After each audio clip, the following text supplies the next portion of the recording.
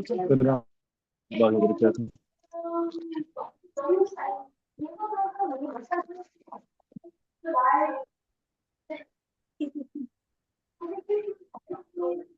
السلام عليكم ورحمة الله. وعليكم السلام ورحمة الله وبركاته. Can I start? أجي إن شاء الله. أعوذ بالله من الشيطان الرجيم. بسم الله الرحمن الرحيم. والحمد لله رب العالمين والصلاة والسلام على رسول الكريم. ربنا ظلمنا أنفسنا وإن لم تغفر لنا وترحمنا لنكونن من الخاسرين. اللهم نور قلوبنا بمعرفتك واشرح صدورنا من نور كتابك وسنة نبيك واحفظنا عن زلل وخطأ في بيان مرادك. سبحانك لا علم لنا إلا ما علمتنا إنك أنت العليم الحكيم وتب علينا يا مولانا إنك أنت التواب الرحيم. So yesterday we were discussing a brief history of the development of Usool al-Fiqh according to the Fuqaha, that is the Ahnaf. And we came as far as Imam Nasafi rahmatullahi. So we were mentioning that there are 4 stages generally in any field before it is developed or before it reaches the stage where it becomes a sort of settled subject and everybody more or less agrees on the content and the subject matter itself. So we went through the ta'sil, then the tadween, then tasnif. Now we're busy with tahdib. Tahdib is where the subject is organized in a more coherent manner. So it becomes a bit more homogeneous and well set up. So Imam Nasafi rahmatullah, as I mentioned, he basically condensed the works of Imam what was his name? Imam not Tabusi, Qadi Abu Zayd al-Tabusi wrote a kitab Ta'sil al-Usul, and then that was taken up and it was reformatted by Imam what was his name? Abu Bakr al-Jasus. No, not at the end there. So two had written Sarakhsi and his Ustad. Imam Sarakhsi had also worked on the kitab. And then the second one was Imam let's forget his name now. Anyway, Khair. So Bazdawi, Imam Bazdawi. So Imam Bazdawi rahmatullah alayhi, right? Imam Nasafi basically wrote without changing anything. He wrote a mukhtasar of that which is called Al-Manar. And that became the standard textbook thereafter. Until today, we normally study after Usool al-SHAASHI in our madrasas and in the Arab madrasas.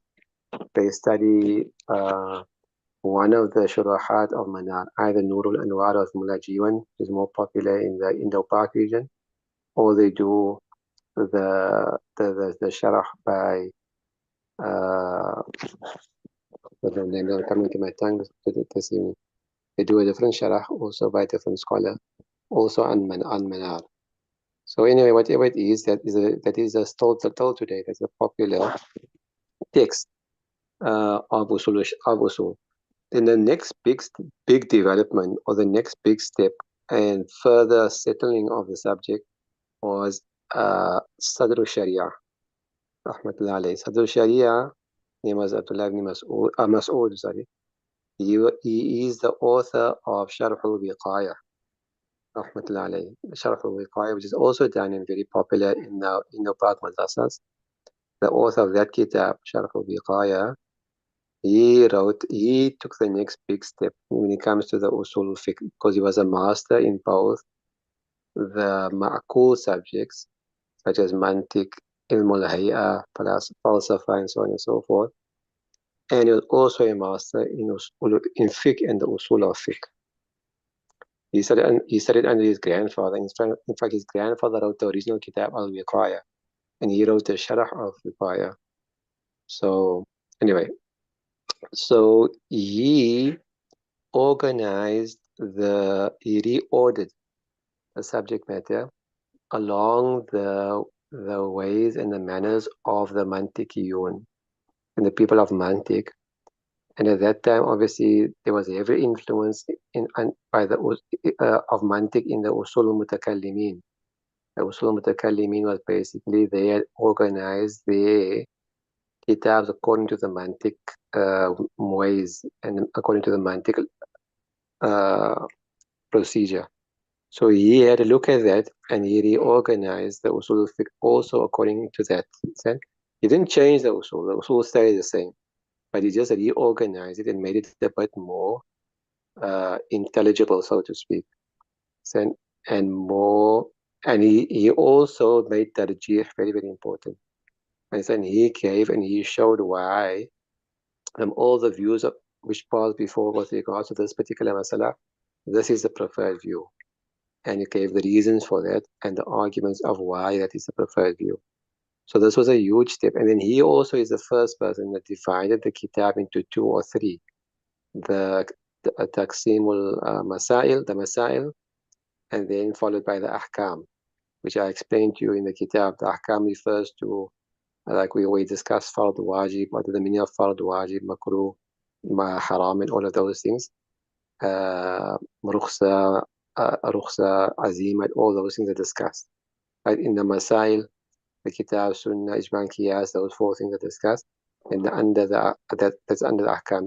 That's under Masail. Under Ahkam, it discusses the Mukallaf, the Hakim, the Mahkum alayh, all of those things, which was discussed at the end of Usul al-SHAASHI. So prior to this, it was scattered about. It was there. It was scattered about. It wasn't organized under one section.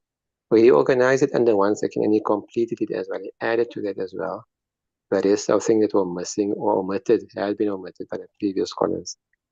And some say there's a third division also which discusses the mujtahid and the qualities of the mujtahid.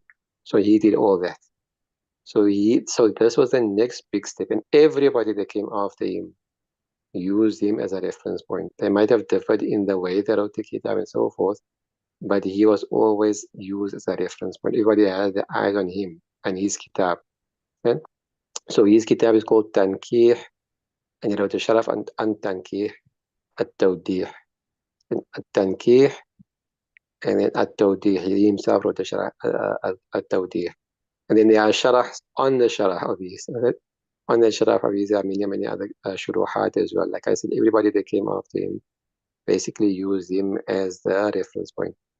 So that is where Usul al-SHAASHI that comes in, and this is where obviously there were further developments thereafter in a different manner. For example, some of the ulama that came thereafter, they tried to combine the two methodologies, the Usul al-Mutakallimin with the Usul al-Fuqaha, and so on and so forth.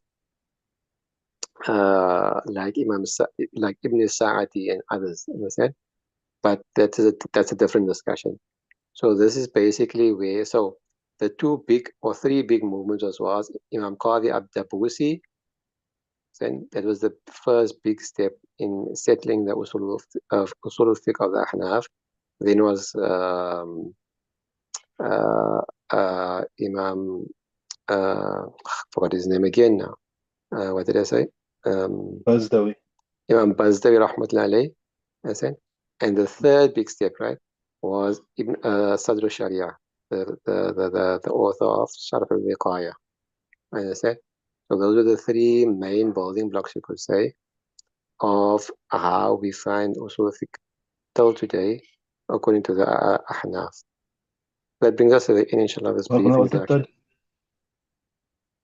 Yeah, Sadr al-Sharia. Sadr al-Sharia. Yeah, he was with the author of Sharh al-Wiqaya, we just discussed now. Okay. So the usul fiqh before him was different to how it became after him. That's what the big influence he played. He had a massive influence on the direction of usul fiqh from his era onwards. Basically till today. Okay, so that brings us to the end of that discussion, inshallah. Hopefully you have benefited from that. Just one other thing, like I forgot to mention yesterday, how did they deduce, or how do you deduce the usul of the imams from the fiqh? How do you do that? So it's like I mentioned to you yesterday, like how they deduce the nahwa rules from the language. That they looked at the language and they saw that the file is always marfu, and the maf'ul is always mansub. So like that, they looked at every time you see a file, it's always marfu, so in some form or the other. Is this with it be i'rab haraka or i'rab al-huruf? And the same thing with the maf'ul is always mansub. We find that the ism after inna is always mansub, and the khabar after inna is always marfu, and so on and so forth. So they looked at all of this and they saw these patterns. So they saw these patterns in the language, and that is how they deduce and derive the masail of nahwa and sarf from the language itself. So a similar thing when it comes to usul fiqh. For example, I'm not saying this is how it went. I'm just giving you an example to try and explain it. They see it, okay, Imam Hanifa rahmatullahi, what does he say about salah? Okay, so he says salah is fard. And in the Quran, Allah gives the order to perform salah, akim salah. Okay, in the Quran, we see that there is an order, an amr for siyam. What does Imam Hanifa say? What is the status of siyam? He says it's fard, wajib. Understand? Same thing with hajj and zakat. So we see what is a pattern here. That every time there's an amr, Imam Hanifa says wajib, fard. Okay? So from there they derive the usul what? Al-amru lil-wujub. And according to the Ahnaf, al-amru lil-wujub. Understand? That wherever you see an amr, it comes to indicate wujub, meaning something which is compulsory, unless otherwise indicated. Okay? You follow? For example, something like that. So this is how they went about deriving the usuls, or what they probably would have done in order to derive it. They look at the masail, recognize the patterns, and every time we see this, we find that. Every time we see this, so they coin that, or they built those patterns into principle. Like I just gave the example now, al-amru lil-wujub. Okay? You follow? Yeah. Inshallah. Okay, so that completes that, inshallah. So now we go on to the next discussion, which is a brief summary of the kitab. So like I just mentioned now, the kitab is divided into two sections, Usool SHAASHI. It doesn't say that, but we can understand it in this way. The first section deals with the ahkam, and the second section deals with the masail. Normally the usul mutakallimin, the shawafin, will have it the opposite way. They will first discuss the ahkam, then they discuss the masail. So they first start off with discussing wadi and taklifi, give the definition of halal, haram, all those things. And then they go on to Quran, Sunnah, and all that. So we say no, we start with Quran, Sunnah. Why do we start with that? Because the origin of all our knowledge is the Quran. So therefore, obviously, we need to understand the Quran in order to understand anything and everything else. So we have to discuss the Quran first. That is the first source of our fiqh also. So we need to know what usuls apply to that, so that we are able to derive the fiqh from it. Then the Quran has told us that next in authority is Nabi Sallallahu Alaihi Wasallam. So thereafter we discuss the Sunnah. And Ijma is discussed that. Why? Because Ijma is based upon the Quran and Sunnah. You can't have Ijma in a vacuum. It must be based on some Quranic principle or some prophetic principle, Sallallahu Alaihi Wasallam.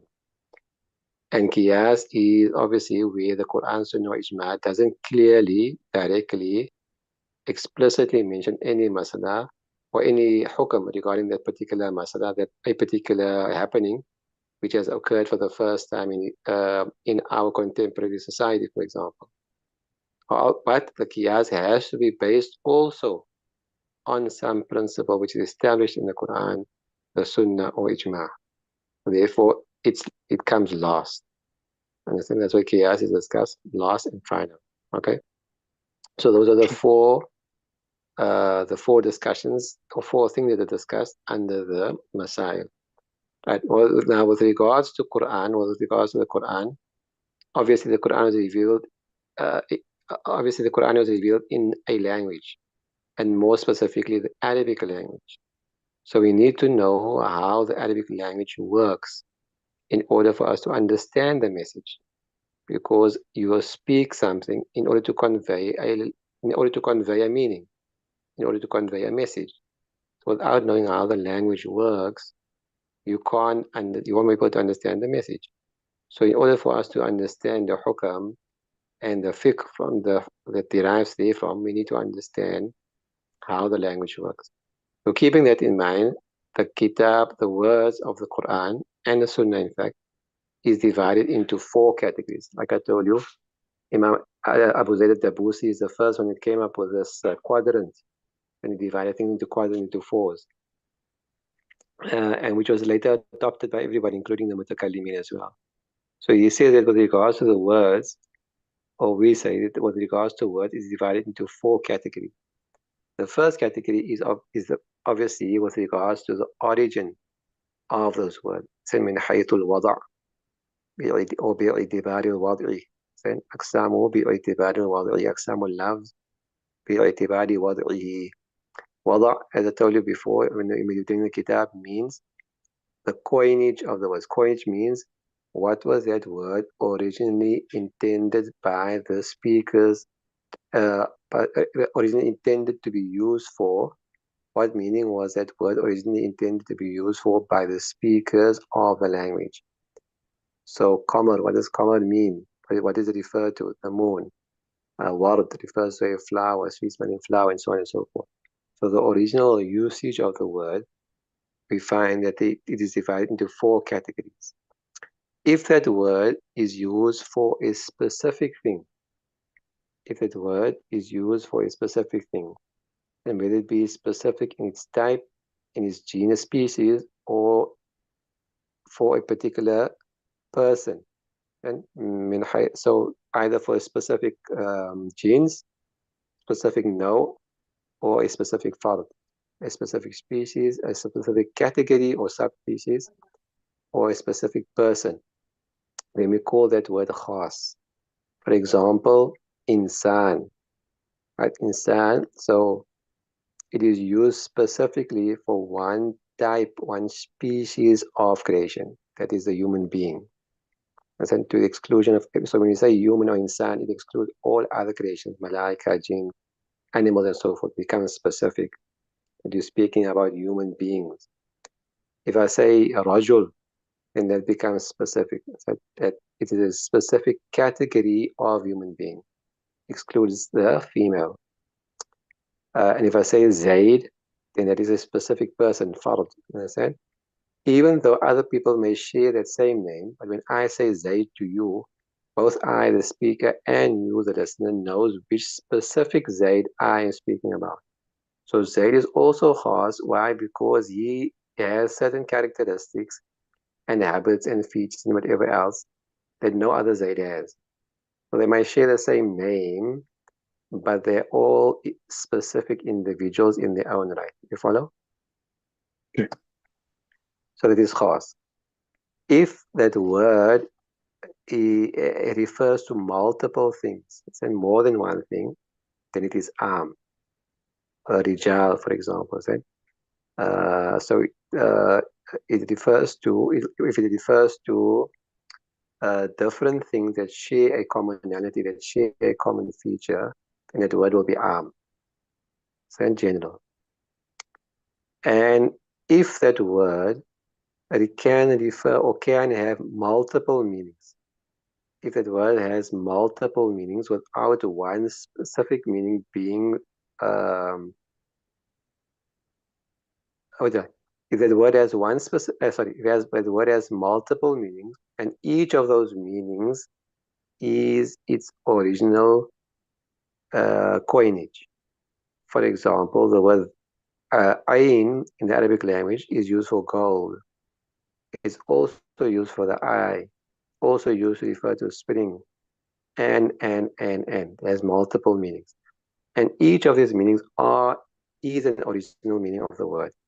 It's not that one is a literal meaning and the other one is a non-literal meaning. No, they have all the same word has been coined multiple times for different things. You follow? Yeah. And if the word has multiple meanings and we specify one of those meanings, then we call that mu'awwal. Then ta'wil, from the word awwala ya'awwal ta'wil, to interpret.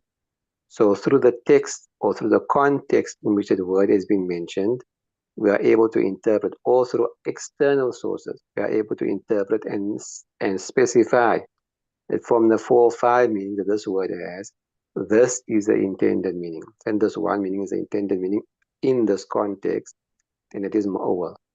So the first category is bi'itibari al-wada' in terms of its original coinage, divided into 4, khas, mushtarak, and mu'awwal. Right. Then normally, or in Usool SHAASHI, he went on to the second category, which is bi'itibari isti'mal, with regards to its usage.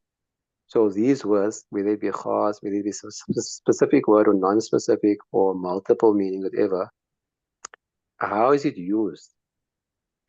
Then how is it used? See? So if it is used in its originally intended meaning, then we say that is it used in its literal meaning. We call it hakika. So it's hakikat. And if it is used in a meaning that is not the originally intended meaning, but it is used as a reference to refer to something else, as a representative of something else. And so, for example, I say he's like a mouse, or he is a mouse, meaning that I'm showing that he's as timid, as scared as a mouse. And I say, so obviously, a mouse, the original meaning refers to the animal, the rodent, not to a person.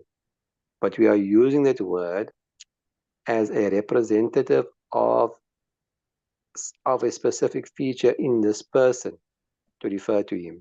And so this is called majaz. So you can say hakika is literal meaning, majaz is a figurative or metaphoric meaning of a word. That's how it's being used. Okay? Or is sarih or kinaya.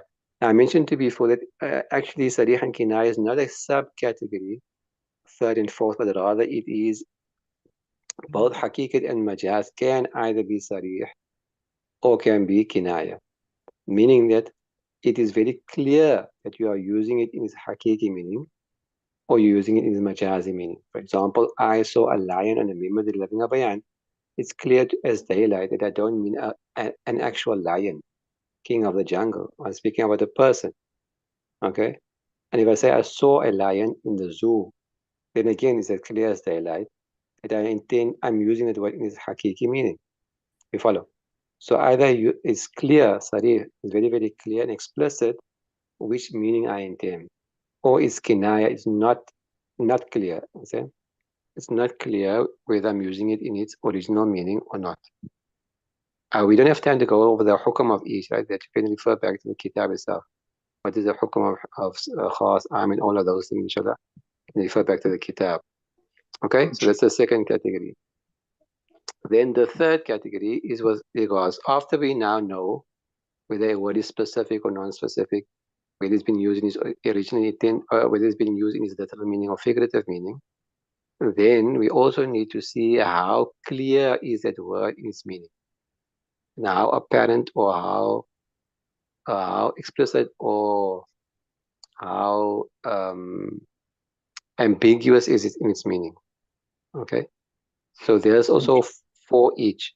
If it is very clear, it will either be zahir, nas, mufassar, or muhkam. And this is an upward spiral from the least clearest to the most clearest. Zahir is where the word is very clear. You don't have to you don't have to sort of refer to the speaker to ask what he's saying.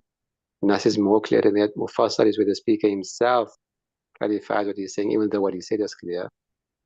And muhkam is absolute. Okay? There's no doubt as to what it means. That is the most clearest of the four. Or is ambiguous, khafi, slightly ambiguous. We can get around it by doing a little bit of pondering and thinking. Mushkil, little bit more ambiguous, we need to maybe refer to the dictionary and apply our minds a bit more. Mujmal is where it's so unclear, we have to go back to the speaker and ask him, what do you mean? We don't understand. We have to explain this. We're confused. And mutashabi is where it is so unclear.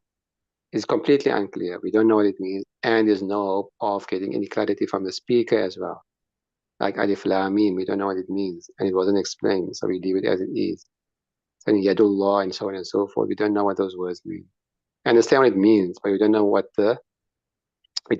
it refers to. Okay, we understand the literal meaning, hand of Allah, but obviously it doesn't have a hand, as we know. So we don't interpret it in any way, we leave it as it is. Then Allah a'lamu bimaradi. Okay? And then once we know that, now the question arises, okay, how do we work out what is being meant here?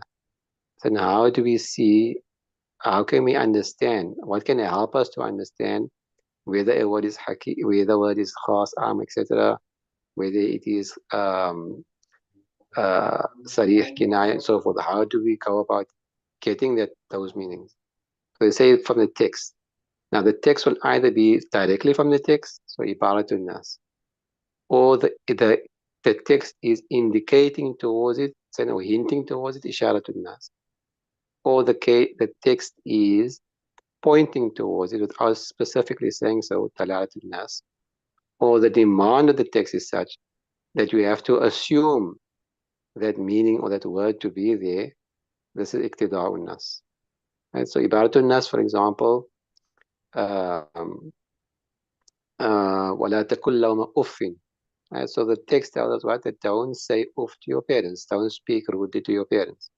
Right? Isharatun nas is what? Isharatun nas is that we have to respect our parents. Obviously that comes out of it. So we have to respect them in our words and actions.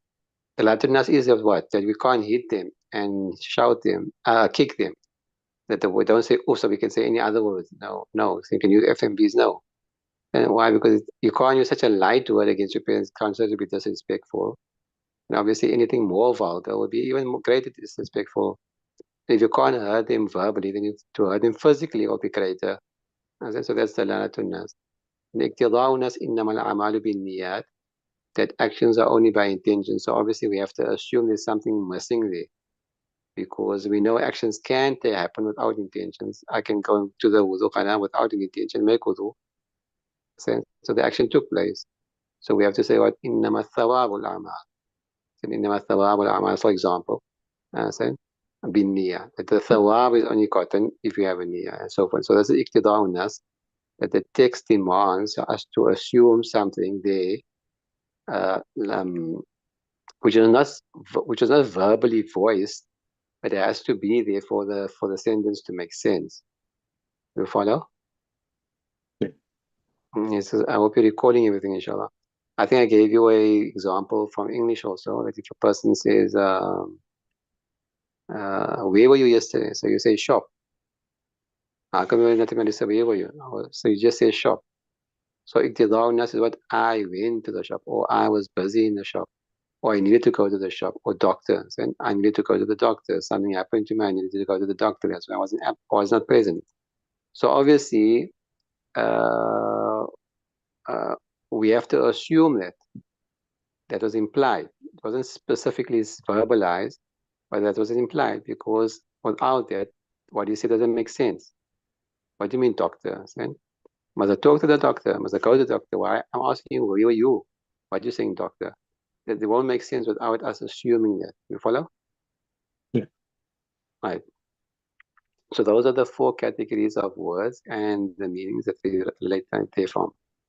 Right? And then we discuss other discussions as well.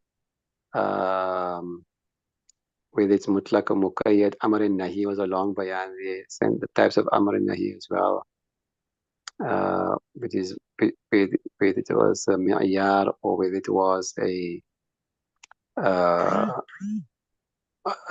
at the time it is connected to it and so forth. And muakkad, ghair muakkad, and all of these things.